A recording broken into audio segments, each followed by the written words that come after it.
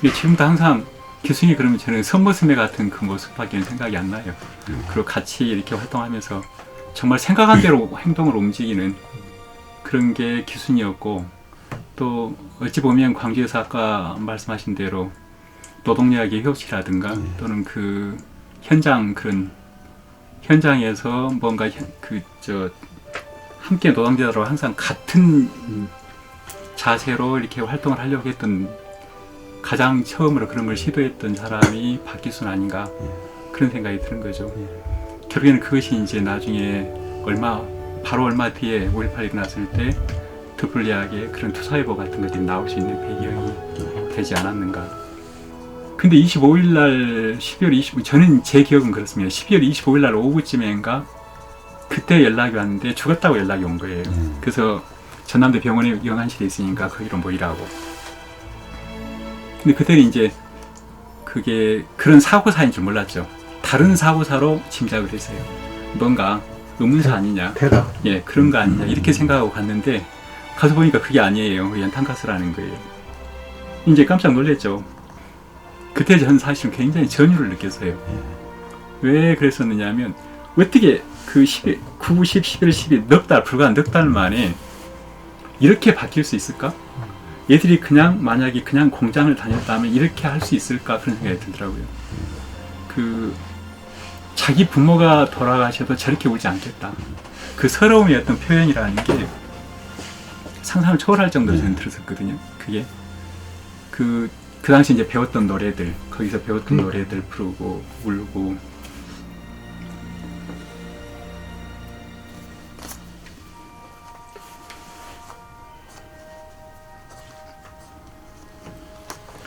그러니 그 학생들이 한 10대 명 이렇게 그 이제 시간 되는 대로 와서 그랬었죠. 그 다음날 그렇게 원구 그 학생들이 하고, 그 이제 그 발인한 날이 제 기억으로 27일이거든요.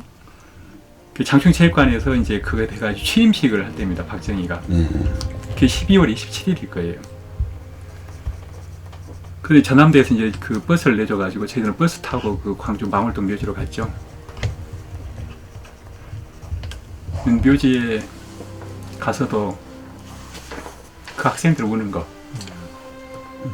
기억에 떨어지질 않죠. 항상 기억에 남아있죠. 거의 수많은 무덤들이 있었잖아요. 시민들 묘원이나 다른 그랬으니까 망월동 묘지라는 게 다 광주 시민들 그 공동 묘지인 셈이니까 살아서도 공장에 있었는데 죽어서도 공장 같은 무덤으로 가구나 그 생각이 들더라고요. 광천동 그 공장지대에서 그렇게 살다가 죽어서도 그런 쪽으로 들어와서 가치들 이렇게 묻혀가는구나 그런 생각이 들었어요. 근데 누구는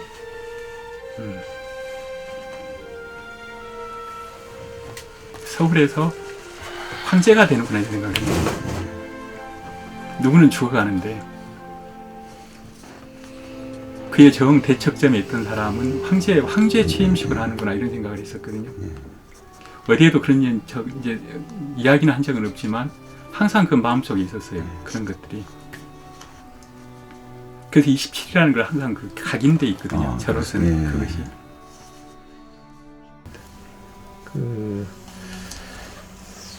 저희가 76년도에 전남대학교에 독서 토론반하고 독서 잔디라는 두 단체에 있어서 가장 항상 아카데미하고 세 개가 가장 이념 서클이라고 자고하는 데에서 같이 우리 기순이하고 첫 입학 때 만나가지고 매주 우리가 텍스트를 정해서 만나서 토론을 했던 기억.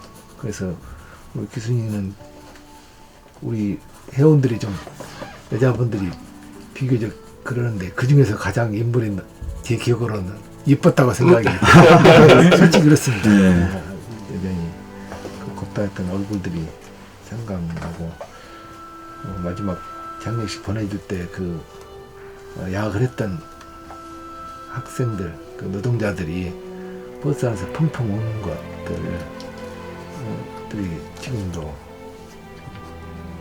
그 애들 버리고 얼마나 안타까웠을까 하는 그런 생각들이 듭니다. 납니다.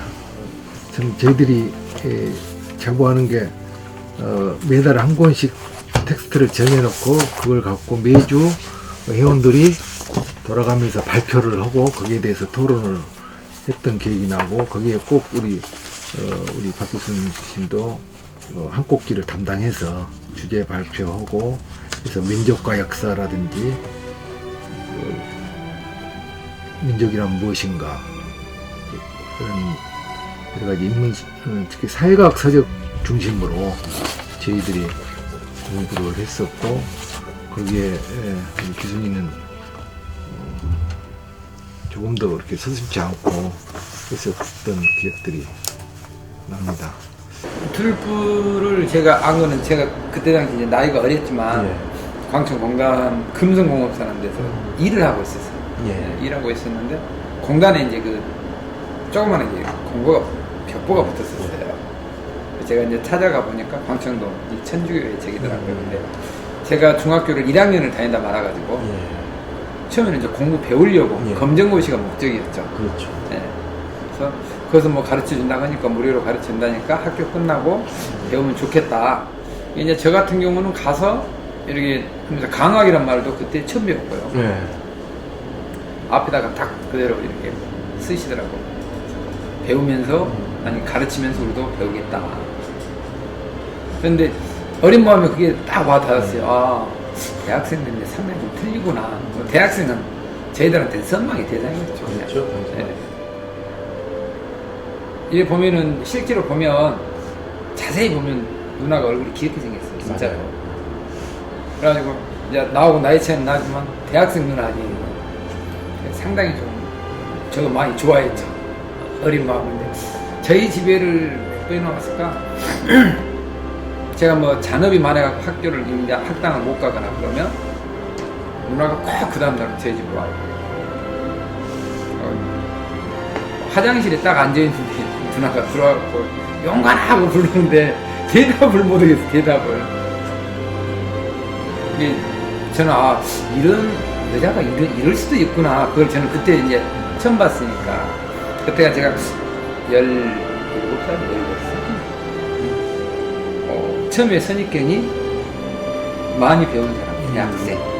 일단 대학생 하면 그때 같은 상황에서는요, 뭐 고학생은 생각을 안 하고 집이 나름대로 좀 잘 사는 집.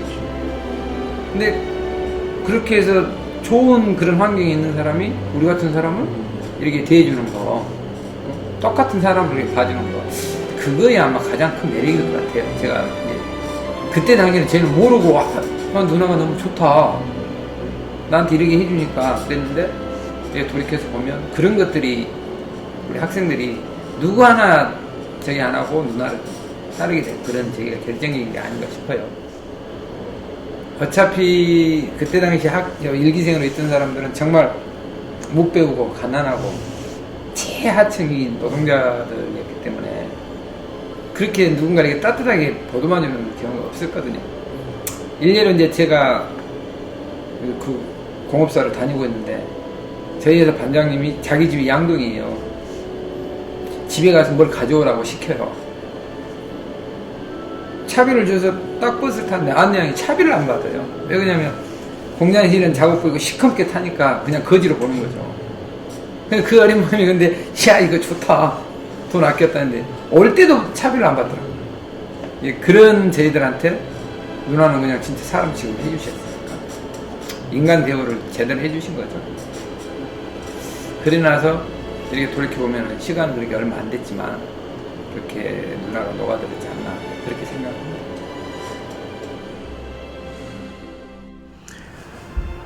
1978년 한 5월쯤 처음 만났습니다. 그때가 유신체제 말기죠. 당시 캠퍼스 내에는 통일방직 사건, 또 당시에 우리 한평고구마 사건, 이런 사건들로 인해서 뒤숭숭했던 그런 분위기고, 유신독질 칼날, 형사들이 캠퍼스에 그물망처럼 감시망을 쳐놨던 그런 시점에 박기순 열사를 아마 최초로 만났던 것 같습니다. 최초의 오리엔테이션이 7월 23, 4일 이렇게 기억이 되는데, 그때 오리엔테이션을 앞두고 한 10여일 전쯤인가 일주일 전쯤인가, 그러면 야학 이름을 어떻게 해야 될 것이냐, 또 학제는 어떻게 할 거냐, 이런 종합적인 토론, 그동안에 토론했던 걸 가지고 MT를 갔었습니다. 1박 2일 MT를 가서 야학 이름 정하는데 상당히 토론을 많이 했습니다. 그때 박기순 씨가 제안을 했던 들불야학을 선택을 했습니다. 그 들불야학이라는 거는 박기순 씨가 들불이라는 이름을 이렇게 제안을 할 때 두 가지 얘기를 했습니다. 미국의 노동운동 비사라고 하는 약간 무슨 책자, 문고판으로 되어 있는 책자를 보니까 들불처럼 이렇게 노동운동이 번지는 이런 상황을 보면서 거기서 들불야학이라, 들불처럼 번졌다 하는 그런 표현을 사례로 들었고, 두 번째는 동학혁명을 배경으로 했던 소설가 유현종의 들불이라는 책자가 있었습니다. 당시에 상당히 많이 팔렸던 책자입니다만은, 동학혁명의 들불처럼 타올랐던 호남민중대였던 혁명적인 열기, 이런 것들을 연상을 하면서 들불이라고 하자 해갖고 선택을 했습니다만은, 다양한 이름도 많이 나왔습니다. 그래서 이름을 들불야학이다 이렇게 저희들이 합의를 했고, 박기순의 제안이 수용이 된 겁니다. 지금하고는 다른 국면입니다. 1970년대 말은 그야말로 어렵고 힘든, 뛰어들기 어려운 일이었어요. 자기 기득권을 포기하고 뛰어들기 어려운 길에 박기순 열사가 뛰어들었다 하는 것이 굉장히 중요합니다. 기득권을 지키기 위해서 했다 그러면은 6.29 사건에 연루됐더라도 그야말로 자숙하고 공부하면 대학 바로 할 수가 있거든요.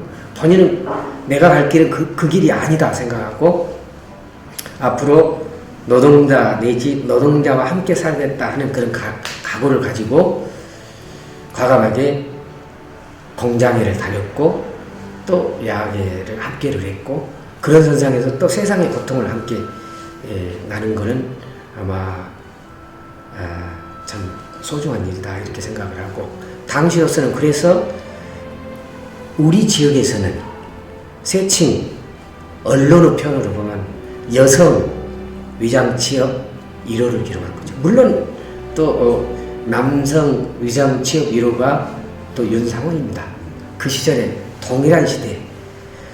그러지만 당시에 지금처럼 여성이 운동의 일선에 쓴다 하는 것은 약간 좀 우리 지역으로서는 당시에 좀 앞장서는 일이었거든요. 그런 측면에서 우리가 이제 그런 부분을 기대해야 될 이런 부분인 것 같고, 두 번째는 헌신성 아니겠어요? 결국 그런 헌신성이 없으면 야학이 만들어질 수가 없는 거죠. 그 몸을 던져서 상대를 또 좀 포용하고 또 설득하고 이런 것이 없으면 안 되는 거죠. 그거를 뒷받침하는 것이 이제 투철한 역사의식 아니겠어요? 물론 주변에 그동안에 자기가 했던 독서, 또 자기 가족들, 그 민청 사건이랄지 이런 사건에 연루됐던 자기 가족들의 영향도 있었을 테지만은 그 나름대로 투철한 어떤 역사 인식, 사회 인식이 있었기 때문에 가능한 일이었다 이렇게 보여지기 때문에 아마 그 시대에 있어서 선구자적이고 개척자적인 어떤 이런 어떤 면모를 가지고 있었다. 그래서 그런 부분을 지금 시대에 새롭게 해석할 필요가 있겠다. 그렇게 생각합니다. 내가 이제 그 교수님 여기로 혼자 가면은 이제 그런 혼자 중얼중얼 많이 하거든. 그러면서 그 중얼중얼한 내용 중에 그 시점에서 내가 그 묘를 가는 시점에서 지금 네가 바라는 세상이 어디까지 왔느냐. 그나마 이제 좀 내가 어떻게 보면 지탱하고 있다면은 또 우리 식구들이 우리 남매간들 특히나 남매간들이 그렇게 큰 무슨 죄 안 짓고 살아야겠다 한다든지 이런 부분에서 보면은 기순이가 우리한테는 큰 거울이었다 그런 거거든요. 그래서 우리를 비춰보면은 부끄러움한 만큼 이렇게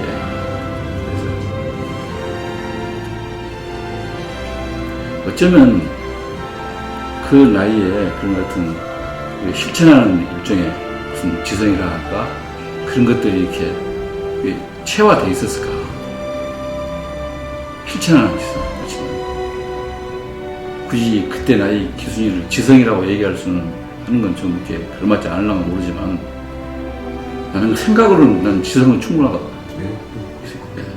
그래서 그것을 어쩌면 그 실천하는 지성이 그 21살 기순이 몸에 체화되어 있었을까. 그것을 열지만 그게 지금 이렇게 필요하고 특히나 요즘 사회, 요즘 세상에서 그게 절실해지니까 늘 생각이 나죠.